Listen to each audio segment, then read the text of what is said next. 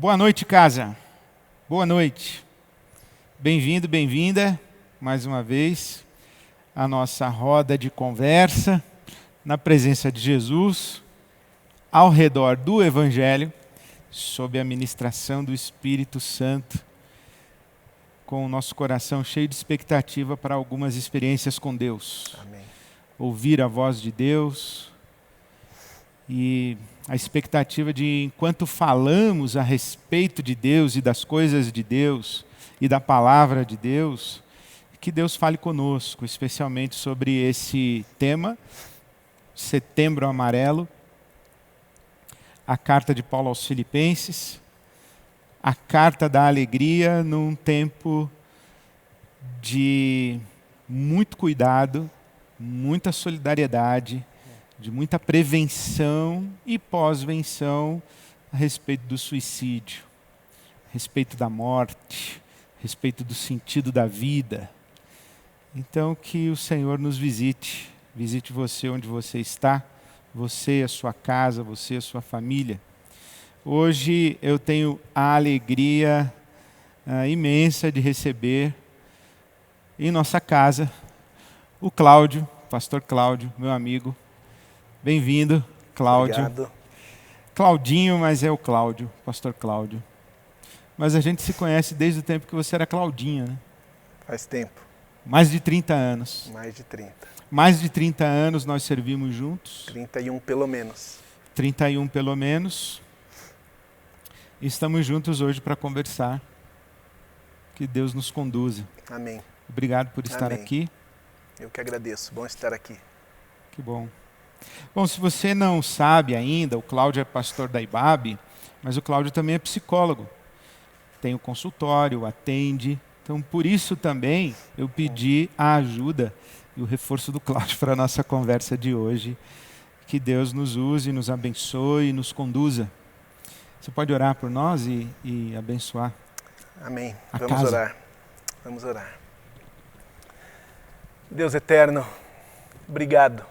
Obrigado por podermos estar juntos aqui, agora, e por estarmos juntos em cada lugar e cada momento em que esta conversa for acessada, Amém. em que uma pessoa, o momento e o lugar em que qualquer pessoa escolher participar desta conversa. E esta oração é para colocar diante do Senhor essa expectativa de que o Senhor nos visite, nos encontre, nos conduza nesta reflexão, Amém. neste diálogo, Amém. na maneira de nos aproximarmos deste tema e desta experiência de tantas pessoas, de tantas famílias. Que o Teu Espírito nos ajude a nos aproximarmos com reverência, com amor, com sabedoria, de um jeito que glorifique o nome do Senhor e nos abençoe, nos edifique, nos ajude. Assim nós oramos juntos, no nome de Jesus. Amém. Amém. Amém. Amém. Bom, nossa conversa de hoje, recebemos perguntas. Então, Você as tem, eu também as tenho. Vamos a elas. Geralmente eu respondo e geralmente eu começo respondendo perguntas, mas hoje vou fazer diferente, hoje começa com você. engraçadinho. A primeira é tensa, Cláudio. Sim. A Tatiana pergunta como entender o número crescente de suicídio de pastores. Como é que um pastor se suicida? Então, pois é. O que você acha? Eu acho que quando a gente fala disso, eu acho que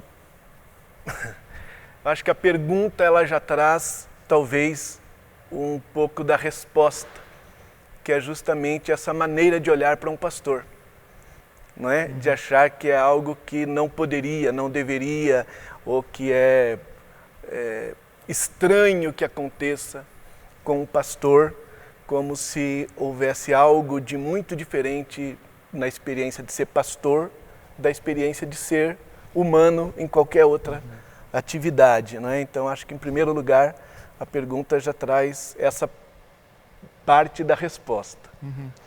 Segundo, eu creio que todo suicídio, a gente tem ouvido, tem lido, tem aprendido isso, ele é multifatorial, né?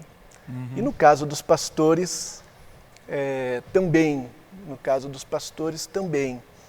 Mas se eu fosse ousar aqui uma resposta, não a resposta, mas uma resposta, um desses fatores, talvez exatamente todos os aspectos desse momento que nós vivemos, que eu diria que é um momento de estreitamento, né, para as pessoas. Acho que as pessoas se veem encurraladas, apertadas. Talvez sobre os pastores essa expectativa aumente ainda. A expectativa de que eles não apenas vão dar conta com mais facilidade de tudo isso, não, são as pessoas que não vão precisar de ajuda, mas vão estar aí para ajudar. Além né? de dar conta de si, ainda vão ajudar os outros. Vai ter que ter a resposta para os outros, né? Talvez esse seja um aspecto importante no caso dos pastores. Eu pensei também que tem uma outra pergunta aqui que veio para a gente, que é como ajudar uma pessoa que está com problemas, mas quer tratar isso apenas espiritualmente. E como ajudar uma pessoa com problemas, mas que não compartilha e cria uma barreira. Eu acho que essas duas perguntas aqui, da Samela e da Valéria, as duas eu combinei, lançam luz para a primeira, que é o apenas espiritualmente. O espiritualmente, quando a gente coloca apenas, soa mal, né? Porque tipo assim, como assim apenas você tratar com oração, com fé, com a dependência de Deus? Isso não é apenas, isso é tudo. Então, não é tudo. Acho que esse é um equívoco. Que o suicídio, isto é, essa situação limite que uma pessoa chega, assim, ela quase que está num outro campo diferente desse campo da fé, da dependência de Deus. Isso. A enfermidade mental, o adoecimento mental, emocional, psíquico, exige cuidado terapêutico, clínico, medicamentoso. Profissional. Então, claro, é inegável que entrar no quarto, fechar a porta e o pai que te vê em secreto te dá recompensa, isso é a experiência básica para nós que somos cristãos e somos pessoas que... Mas isso não anula, entra no consultório, consulte seu psiquiatra e o pai que te vê em secreto lá com o seu psiquiatra também vai te dar recompensa lá. Isso, e traz essa ideia de que não é um ato espiritual você procurar um médico. Exatamente. Procurar um médico não é espiritual. É deixar o Espírito Santo de fora. Eu acho que as pessoas, elas pensam o seguinte, mas se eu procurar um médico, eu estou demonstrando que não tenho fé. Se eu procurar um médico, eu estou traindo Deus. Né? E que é equivocado, e tão equivocado quanto tentar resolver uma fratura de uma perna sem engessar, sem ir no ortopedista. É equivocado tratar uma depressão, tratar um adoecimento psicoemocional com a oração, porque a gente não trata diabetes com oração. Inclusive, astigmatismo e miopia a gente trata com óculos, e isso não é uma traição a Deus. A gente precisa... É incrível como a gente ainda precisa reforçar esta... E como você linkou essas duas questões com a primeira, certamente, né, a gente ainda tem muitos pastores com essa mentalidade. Sim. Muitos pastores que ainda pregam isso. E pode ser que em alguma medida esses pastores sejam os últimos da fila dos que buscariam uma ajuda. Eles são vítimas de sua própria... do seu discurso. De seu próprio ensino, né? E aqui também, quando a pergunta é uma pessoa que tem problemas, mas ela não compartilha, talvez isso, nós pastores temos que dar respostas. Nós não podemos mostrar a nossa fraqueza, a nossa vulnerabilidade. Nós não podemos pedir ajuda, Sim. porque se o meu pastor está pedindo ajuda, ele não serve para me ajudar, quando também é equivocado. Absolutamente equivocado. Inclusive com base bíblica de Coríntios, o apóstolo Paulo fala que Deus nos consola para consolarmos os outros com a consolação que somos consolados. Segundo aos Coríntios, capítulo 1. Quer dizer, muito provavelmente essa experiência responsável de um pastor que, ao cuidar de si, pede ajuda, isso o qualifica ainda mais como ajudador. Eu lembrei, Ed, de um amigo muito querido, pastor, que um dia ele me colocou num grupo de WhatsApp. Eu me vi dentro daquele grupo, fiquei ali tentando entender o que era, né? Mandei uma mensagem para ele em particular. O que é esse grupo? E ele respondeu para mim dizendo que era um grupo de pastores e justificando que os pastores cuidam muito das pessoas, mas não tem quem cuide deles. E, por um lado, eu achei bacana a iniciativa, era um grupo de cuidado mútuo, mas aí ele acrescentou, talvez você não tenha essa necessidade, porque você trabalha numa igreja grande, você faz parte de uma equipe. E, então, se você quiser sair do grupo, fica à vontade. De fato, eu saí, mas eu aguardei a primeira oportunidade de conversar com ele. E quando eu conversei com ele, eu disse, cara, sobre aquele grupo do WhatsApp, e ele falou, aquele que você saiu? Eu falei, é. Eu falei, então, é verdade que eu faço parte de uma equipe, graças a Deus nós somos amigos mesmo, mas não é por causa disso que eu não preciso de um grupo como aquele. Falei, é porque eu tenho amigos na igreja. Eu tenho amigos na igreja, eu tenho irmãos, irmãs, ovelhas que me pastoreiam, que cuidam de mim, com quem Sim. eu falo da minha casa, das minhas coisas. Porque o fato de você estar numa igreja grande e trabalhar numa equipe não significa necessariamente que você tem essa abertura de intimidade, de buscar ajuda, de... Perfeito. Suicídio é sinônimo de egoísmo? Cara, Pergunta a Eliana. Bom, aí já é de novo, é uma pergunta que é reveladora. Sim. Porque essa pergunta, na verdade, ela traz um julgamento, né? Um juízo moral. Ela traz um juízo. O suicídio é um egoísta. Que é uma das coisas que dificulta muito a gente de lidar com a questão do suicídio. Né? Como as famílias têm dificuldade de falar sobre isso e as próprias pessoas que estão sentindo né, alguma coisa nessa direção. Suicídio é sinônimo de tirar a própria vida. Né?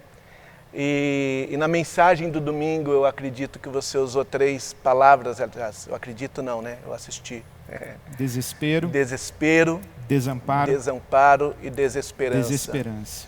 Essas 3 palavras, elas falam muito a respeito de como se sente a pessoa que está pensando em se matar, em tirar a própria vida. Né? Nós não podemos julgar. E aqui tem uma outra pergunta do Odilon que fala, podemos afirmar que a prevenção mais eficaz para o suicídio é de ordem moral e religiosa? Novamente. Moral. Vem aqui um juízo sobre o suicida. Claro, eu acredito que há suicídios que são atos de covardia, que são atos de fuga, são atos de vergonha, são atos de pessoas que não querem encarar as consequências de alguma coisa muito vergonhosa que tenham feito, por exemplo. Então, eu acredito que sim, existe um suicídio que o que levou ao suicídio tem um comprometimento moral. Acredito nisso. Mas não acredito que seja essa a explicação para a maioria das pessoas que cometem o suicídio, porque o suicídio é antinatural. O nosso instinto de sobrevivência, de autopreservação, ele é o determinante. Pois é. Então, quando uma pessoa se comete o suicídio, isto é antinatural. Por isso, eu tenho olhado o suicídio muito menos com o rigor do juízo moral e religioso, e muito mais com a compaixão por estar diante de uma pessoa desesperada, desamparada e desesperançada. Não necessariamente que ela esteja nessa situação, mas é assim que ela se sente. E aquilo que ela sente é uma verdade para ela que pode levar ao suicídio. Pois é. Temos uma pergunta teológica aqui. Deixa eu falar só uma coisa sobre desculpa, essa aí. fala. Porque ele, de certa maneira, ele pergunta sobre a principal prevenção, né? A principal prevenção, boa. A principal prevenção. Tem isso? Então, eu acredito que sim. E hoje é o Dia Mundial, né? De prevenção dia ao 10 suicídio. 10 de setembro é o Dia Mundial. Isso, hoje é o dia que nós estamos aqui. Exato. E eu fiquei pensando hoje de manhã, até porque uma reflexão que a gente sempre faz sobre essa questão do dia, mesmo o mês, setembro amarelo, janeiro branco, não sei o quê, sempre tem quem fala, mas todo dia devia ser dia de não sei o quê, né? E eu fiquei pensando o seguinte, que hoje então é o Dia Mundial de se conscientizar, né? Para sempre então, de uma vez por todas e para sempre, da importância de ouvir e dar ouvidos ao sofrimento. Ouvir e dar ouvidos ao sofrimento. Acolher o sofrimento. A gente tem muita dificuldade de acolher a dor do outro. A gente tem uma pressa muito grande de ajudar a pessoa, incentivar a pessoa a não sofrer. Não fica assim. A superar o sofrimento rápido. Vira a página logo. Não fica assim. Não fica assim. Esses dias eu conversei com uma jovem que estava indignada de ter ouvido de uma pessoa, uma jovem lidando com uma depressão, e de ter ouvido de uma pessoa, faz uma forcinha. A pessoa está no desespero, no desamparo e na desesperança, e você ainda pede uma forcinha. No Como domingo, se ela fosse uma preguiçosa, isso, né? no domingo eu falei, olha, eu quero fazer um apelo a você, mas eu sei que se você está no limite, eu vou fazer um pedido, é sobre-humano praticamente. Exigir de uma pessoa que se sente desesperada, desamparada e desesperançada, que ela reaja.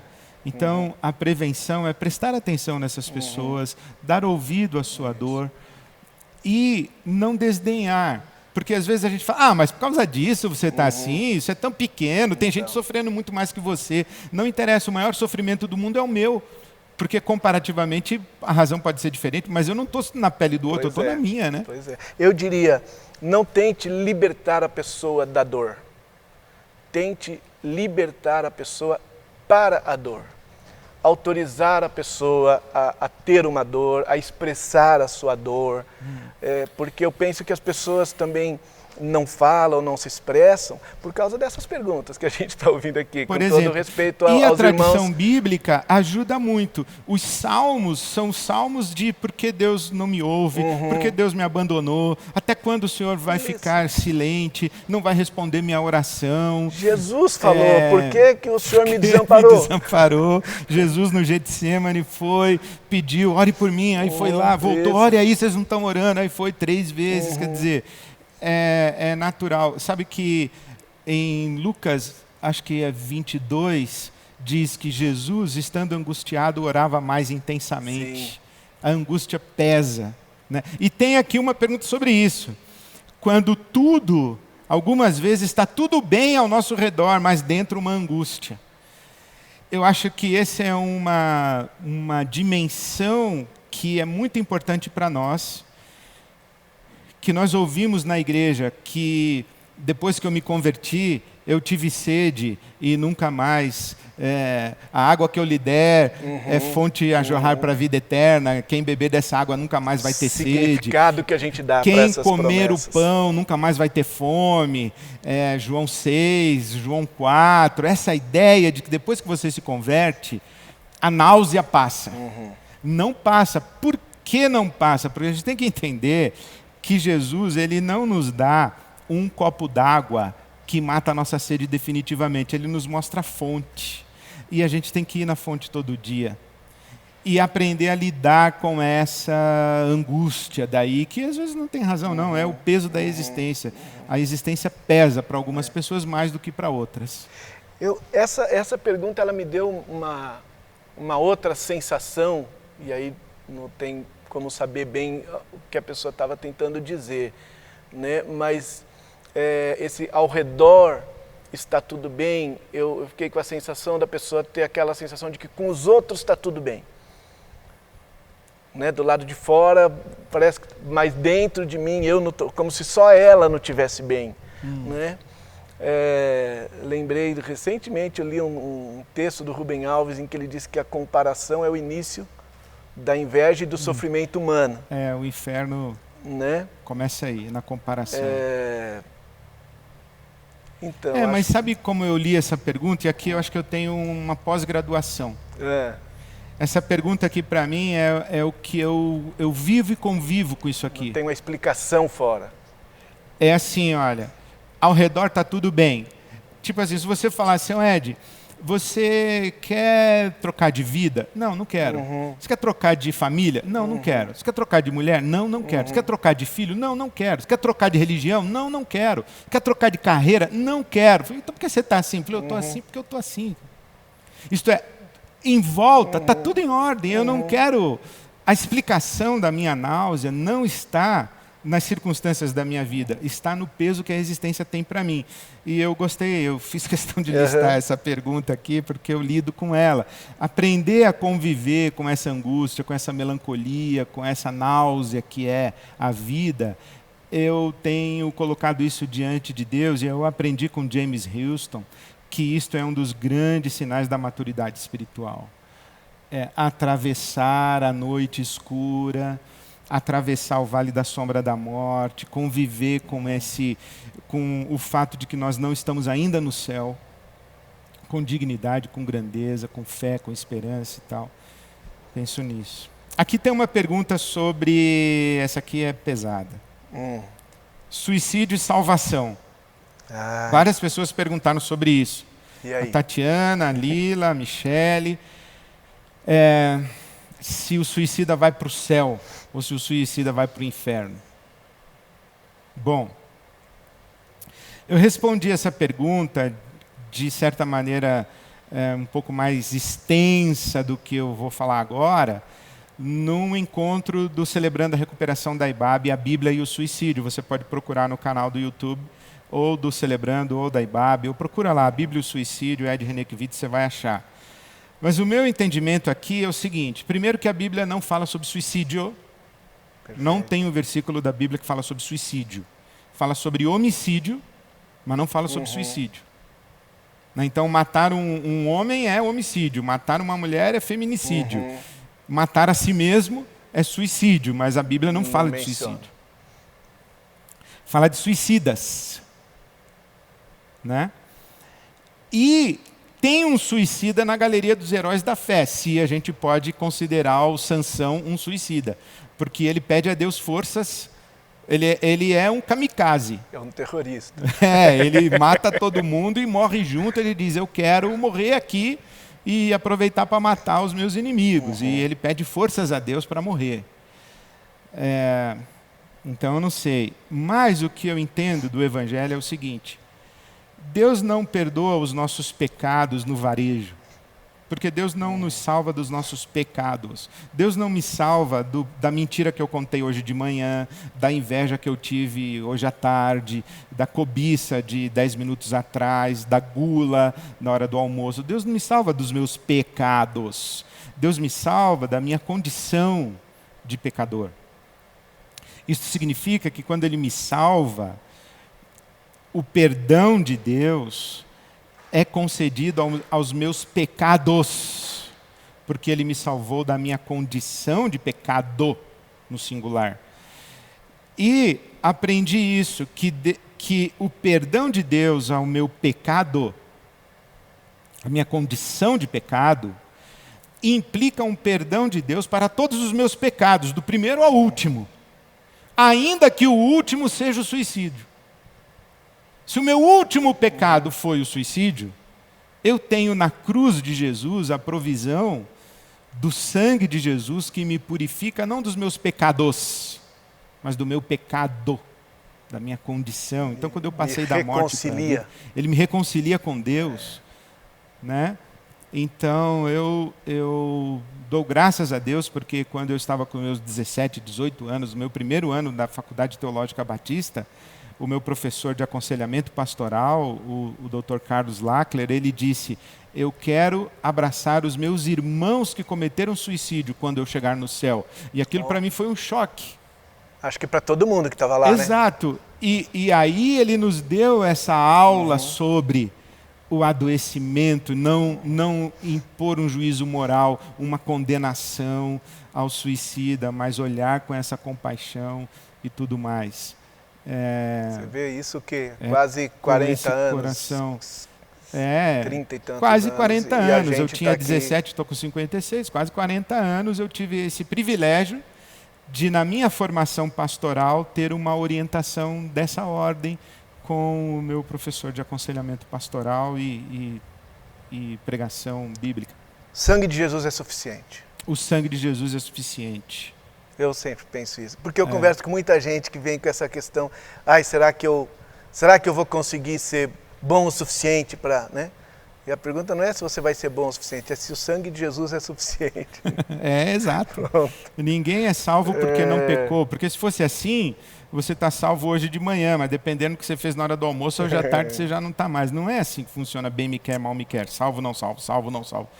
Você passou da morte para a vida, você é um filho e uma filha de Deus, enfim. Aliás, Ed, deixa eu até aproveitar isso para mencionar, né, a gente falou algumas vezes dessa coisa do julgamento, dessa questão moral, e agora a gente está trazendo isso.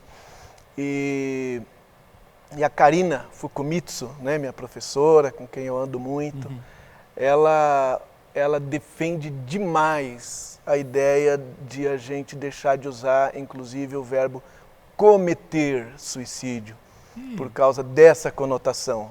Você só comete crime, comete pecado.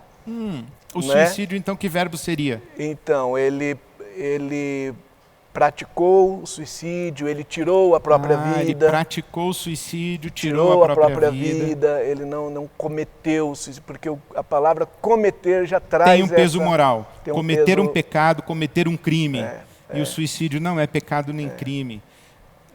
Não pode ter esse peso, né? Necessariamente. Necessariamente, né? Mudando um pouquinho de assunto. Essa pergunta aqui foi legal, porque queria também lembrar o seguinte, que no domingo, no sermão de Filipenses, a minha resposta para a situação limite de desespero, desamparo e desesperança, que foi imaginar o Paulo apóstolo nessa situação, na prisão em Éfeso. E ele nessa situação escreve uma carta sobre a alegria.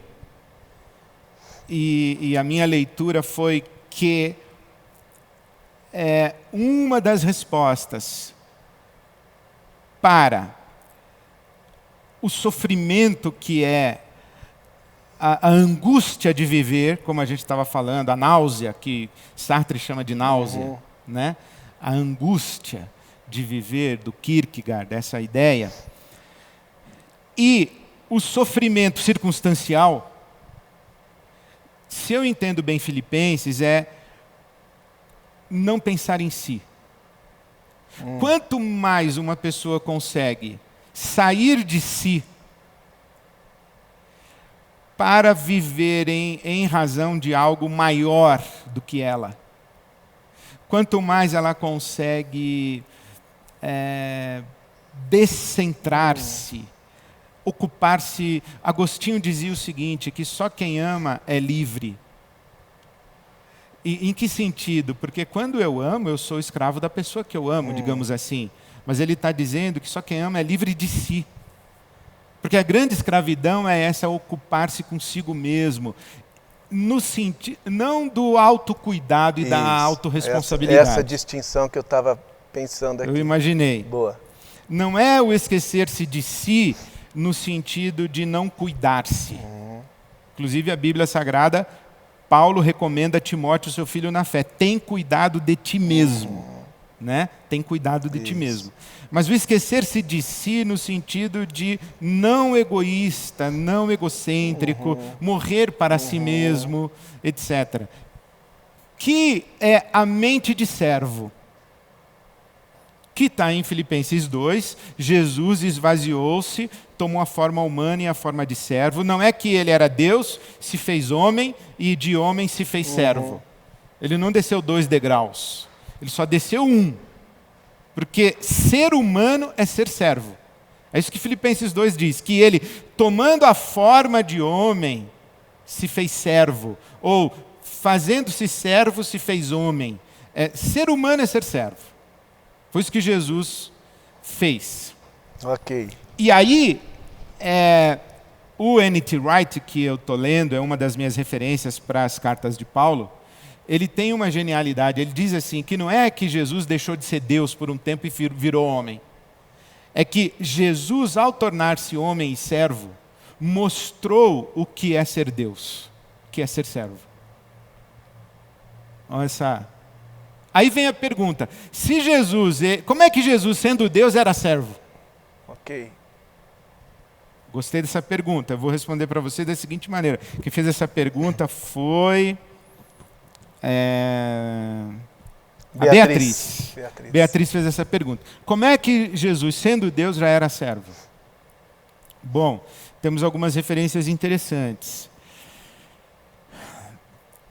É que a Simone Weil, que é uma filósofa judia, ela diz o seguinte, que Deus, mais a sua criação, é menor que Deus. Uau. Olha que louco. Ela diz o seguinte, que para que eu e você viéssemos a existir, Deus teve que dar um passo para trás para dar espaço para a gente aparecer. Porque Ele ocupa todo o espaço. Então Ele tem que dar um passo para trás para dar espaço para a gente. E é nesse sentido que Ele é servo. Ele não precisava nos criar, nada lhe falta, nada lhe faltava. Então, ao criar, Ele serve. Porque Deus cria para doar-se, para dar-se. Deus amou o mundo que deu seu Filho. Então, o servo não é uma questão ontológica a respeito de Deus, não é uma descrição do ser divino, mas é da qualidade de relação que Ele estabelece com a sua criação. É isso que é ser servo. Ser servo é dar passos para trás para permitir a existência de alguém que não é você mesmo. Quase como se a diferença fosse... Para ver se eu estou entendendo o que você está falando também, já que eu estou aqui. Não é a diferença entre Deus e servo. É a diferença entre um servo exaltado no trono e o servo fora do trono. Jesus é o Deus servo que deixou o trono. Deixou o trono. Mas o coração de Jesus, inclusive no trono, é um coração de servo. Que é o que ele ensina a respeito dos governantes deste mundo. Exatamente, que dominam. Isso é Marcos e Mateus capítulo 10. Os governantes exercem autoridade sobre e dominam. Entre vocês não vai ser assim. Quem quiser ser o maior que seja o servo. Com Jesus, quando lava os pés dos discípulos, diz, olha, eu sou o Senhor e Mestre. Vocês têm razão. Mas a maneira como eu sou o Senhor e Mestre é servindo. E isso é o que acredito que Deus nos ensina em Filipenses 2. Que a maneira como eu sou Deus é servindo. Então, servir é uma qualidade de relação. E é dar passos para trás para permitir espaço para que o outro seja o outro. E aí vem uma outra pergunta aqui, que essa aqui você responde. A Sueli pergunta o seguinte: qual é o limite, então, de não viver para mim e somente para o outro, baseada no compromisso e na escolha de servir? O tempo todo eu devo viver para o outro? Quando pensar em mim? Nunca? Sempre no outro? Primeiro eu quero me solidarizar com a Sueli, né? Me solidarizar com ela e talvez com todo mundo que escreveu alguma pergunta aqui, porque é interessante que sobre as coisas que você falou a respeito do Setembro Amarelo, do suicídio, da dor humana e tal, parece que as perguntas que vêm são perguntas de esclarecimento. Sim. Né? Mas as perguntas, quando tocam essa questão do ser servo, parece que são perguntas meio que já de defesa, de um questionamento, de um incômodo. Me lembra o Pedro falando, até quantas vezes vou perdoar? Tipo, né? Servo, só que não, né? Isso, até quantas vezes eu vou perdoar? E eu acho que o limite está naquela distinção que você fez, primeiro, e que as pessoas precisam entender, a gente precisa entender, que é o autocuidado, que não obstante a gente esteja aqui falando de pedir ajuda, mas o autocuidado ele é intransferível, né? É uma responsabilidade intransferível, tanto que é autocuidado. E fora isso, eu penso que o limite é um limite da dignidade, é o limite da dignidade e daquela relação que se torna uma relação doentia, de subserviência, e não só isso. Abusiva, e eu acho que tem uma outra coisa que tem a ver com esse ser servo mesmo. Esse ser servo que eu percebo o seguinte: quem faz questão de servir não é servo, é doente. O servo é disponível. O servo é disponível. O servo não fala assim, pô, eu me ofereci para te ajudar, por que você não me chamou? Né? Ele não se dói, não se machuca. Eu acho que é uma disponibilidade, eu acho que é um olhar a enxergar o outro. O serviço não é uma moeda de autovalorização. Não deveria ser, né? Eu te sirvo para você me amar. Eu te sirvo para você me aceitar, me elogiar. Eu te sirvo para você me recompensar. Quer dizer, na verdade, quando todas essas coisas estão acontecendo, eu não estou servindo. Estou servindo eu estou servindo a mim mesmo, porque eu estou querendo elogio, aceitação, amor. Eu lembro que eu fui pregar uma doença. Lembro que eu fui pregar numa igreja e chegando lá, um dos pastores começou a conversar comigo e falar, olha, uma igreja nova, faz uns 6 anos que a gente está aqui, a gente está num processo de formar liderança. Mas a gente pelo menos já aprendeu a identificar os líderes em potencial. Pensei, pô, que legal, né, meu? Tá difícil pra gente lá. Né? Qual é o truque? Qual é o truque? Ele falou, e ele respondeu assim, a gente dá o osso, aí a gente tira o osso, se rosnar não serve. Olha! Eu achei muito engraçado e achei muito interessante, né? Então, eu acho que o limite é a pessoa se perceber, né?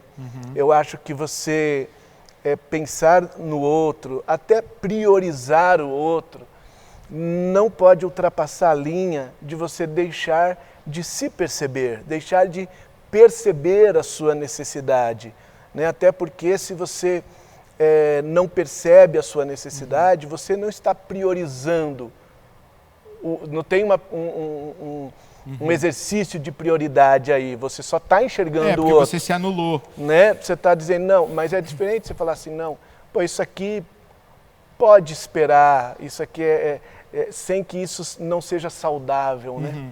Sem que isso não seja saudável. A pergunta da Sueli, ela evidentemente, como toda pergunta, tem sua absoluta legitimidade, isto é, há limites do servir. Claro. Há limites. O limite do autocuidado, o limite da dignidade própria, o limite da relação de saúde para que não haja codependência, dependência e codependência, né? esses adoecimentos, o limite de uma relação não abusiva. Então, para servir é preciso ter lucidez. E por isso que eu considero que no sujeitem-se uns aos outros, da Sim. Bíblia, o que tem de essencial ali é acho que é pronome isso, né? Tracinho C, pronome reflexivo, se eu lembro da aula. Sujeitem-se. É o C. Porque não é seja sujeitado, se deixe sujeitar, né? Sujeite-se. É uma decisão pessoal. Pessoal, é não no uso da sua obrigada e não liberdade. subjugada. E essa pergunta me traz para a oração que Paulo faz pelos filipenses no capítulo 1, o versículo 9. Ele diz assim: que o amor de vocês aumente cada vez mais em conhecimento e em toda percepção, para discernirem o que é melhor.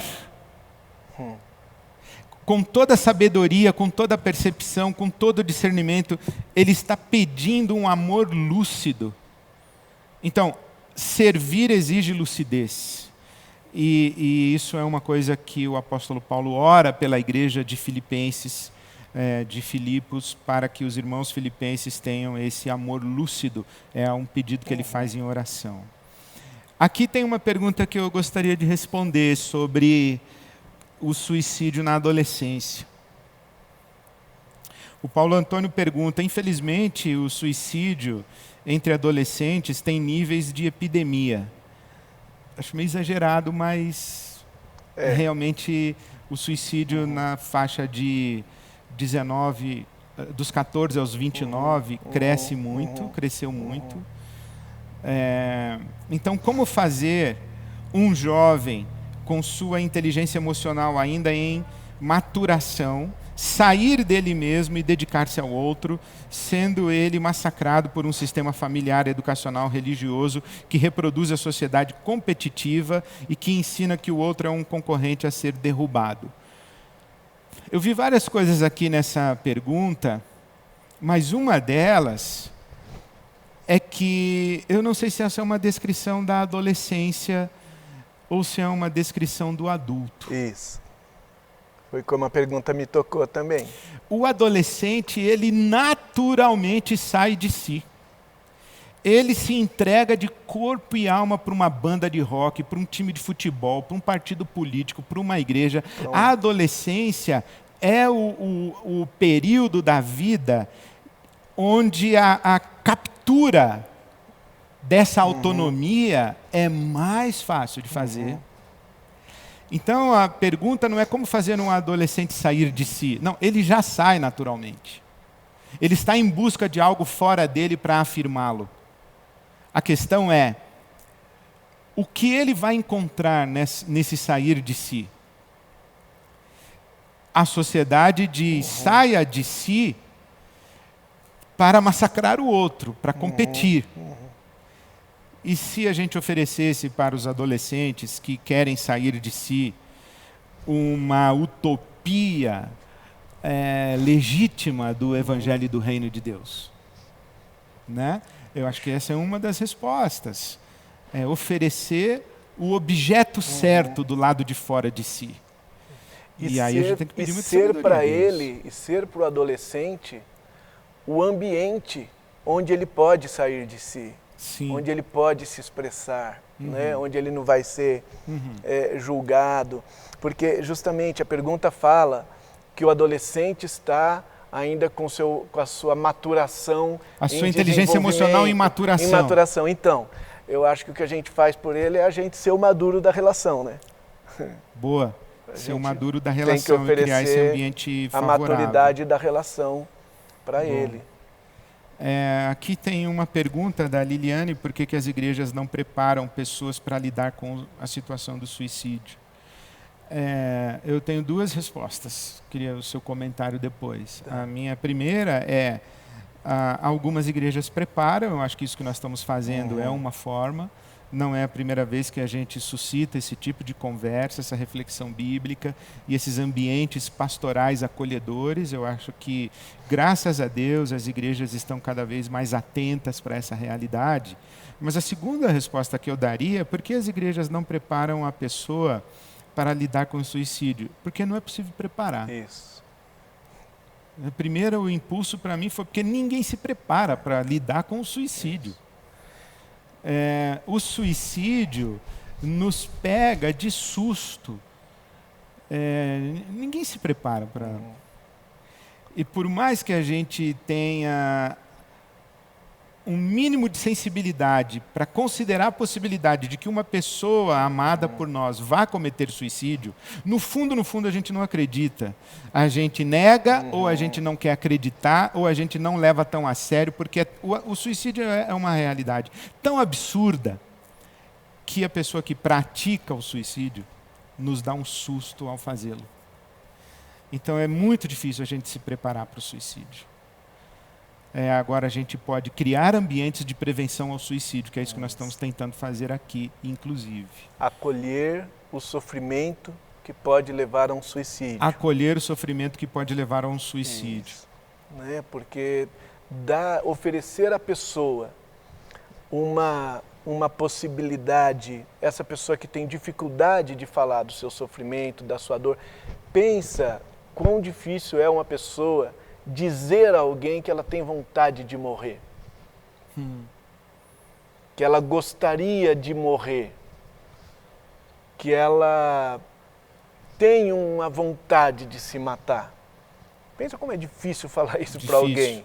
Né? Inclusive aqui tem uma pergunta, Cláudia. A Daiane diz assim: se pedirmos para Deus nos levar é pecado? Eu aprendi Moisés o seguinte, pediu, né? E o Elias. Elias e tal. Tem gente que diz assim: eu gostaria de morrer, mas não tem coragem de tirar a sua própria vida. Tem gente que diz: eu gostaria que Deus me levasse, mas não tem coragem de tirar a sua própria vida. Eu estou pensando em... É diferente do eu queria que Deus me levasse. Porque o gostaria que Deus me levasse é uma forma... É um grito de socorro. A situação está quase que insuportável para mim. Deus me daria um alívio se Ele me levasse. Eu preferiria que Ele me levasse. Eu acho que não necessariamente é pecado. Não necessariamente é pecado. Até porque isso é uma oração, né? É uma oração que a gente coloca diante de Deus. Isso é rasgar o coração diante de Deus. A Bíblia tem pessoas que disseram a Deus isso daí. Jeremias, o profeta, disse: se eu tivesse asas, eu voaria para bem longe, eu sumiria. Essa coisa aqui também tem um fato interessante. O suicídio, a gente tem essa fala, né, que não é eu quero tirar a minha vida, eu quero um alívio para a minha dor. Se houver um alívio para a minha dor, sem que eu tire a minha vida, eu quero. É que as pessoas elas não conseguem enxergar que exista esse alívio. Um caminho, né? Uma saída. Quando você falou, por exemplo, de algumas questões que a pessoa considera que trariam para ela uma grande vergonha, uma grande culpa. Vergonha, consequências de dificuldades, a princípio, insolúveis em razão de algo que foi feito. Isso. Né? Então é realmente complicado. Mas é isso, a pessoa, ela não quer, é diferente. A pessoa quer matar algo que ela está sentindo. Ela quer matar o que está matando ela. Isso. Ela não quer morrer necessariamente. É uma parte dela que ela quer que morra, que ela quer que acabe. E aí o suicídio acaba sendo uma solução definitiva para um problema provisório. Infelizmente. Alguma sugestão bibliográfica eles pediram aqui? Duas, então. Uma não necessariamente sobre suicídio, mas sobre o sofrimento. Henry Nouwen, Transforma o Meu Pranto em Dança. Henry Nouwen, ótimo. Transforma o Meu Pranto em Dança. Isso. E a outra, o livro da Karina Fukumitsu, Sobreviventes Enlutados por Suicídio. Sobreviventes enlutados por suicídio, Karina Fukumitsu. Isso aí. Isto é, pessoas que perderam alguém que praticou suicídio. Isso. Eu aprendi nessas leituras, no meu preparo para domingo, uma expressão muito interessante. A gente fala de prevenção, mas a pós-venção. Tanto de uma pessoa que teve uma tentativa de suicídio e que não se concretizou, graças a Deus, tem uma pós-venção, tem algo a fazer depois desse episódio, e as pessoas que perderam alguém que praticou suicídio tem uma pós-venção, não é uma prevenção, é uma pós-venção. Aprendi isso também. E tem o livro da Elizabeth Kubler-Ross, sobre a morte e o morrer, que é uma referência importante também. Eu quero insistir a necessidade da busca de ajuda, reforçar o que eu já falei domingo. Procure um grupo de prevenção ao suicídio na sua cidade. O CVV 188 em todo o território nacional no Brasil. Você pode ligar 24 horas à disposição, um espaço de escuta e de acolhimento. Então, eu insisto, não fique sozinho, não fique sozinha. Busque ajuda. E você que está em volta de pessoas sofrendo, crie esse ambiente, abra seu coração, deixe que o brilho dos seus olhos diga para essa pessoa que ela é amada, que ela é bem-vinda, com a sua dor, com o seu sofrimento, e que ela importa para Deus, importa para você também. E a gente se despede da nossa conversa de hoje. Eu agradeço muito, Cláudio, pelo nosso papo. Tenho certeza que Deus vai usar para abençoar muita gente. Obrigado por estar aqui. Amém. Bom estar aqui. Que Deus abençoe a todos. E a gente se despede encorajando você a compartilhar o seu coração, as suas sensações de desespero, desamparo e desesperança, as suas dores, as suas angústias. Fale dos seus sofrimentos para quem está aí com você. E se você está porventura sozinho ou sozinha nesse tempo de distanciamento social, fale com Deus, escreva a sua oração, escreva seu salmo, escreva. Não acredite apenas na oração da mente, Deus sabe o que eu estou sentindo, eu não consigo pôr em palavras o que eu estou sentindo. Não, coloque em palavras, e escrever é um exercício para colocar em palavras. Enquanto a gente coloca em palavras, o Espírito de Deus nos guia, nos ajuda a elaborar, nos conduz. Então fale das suas dores para quem está aí com você, e não se esqueça, Jesus está aí com você, Jesus está aqui conosco sempre. Deus abençoe você e sua casa. Até quinta-feira, se Deus quiser.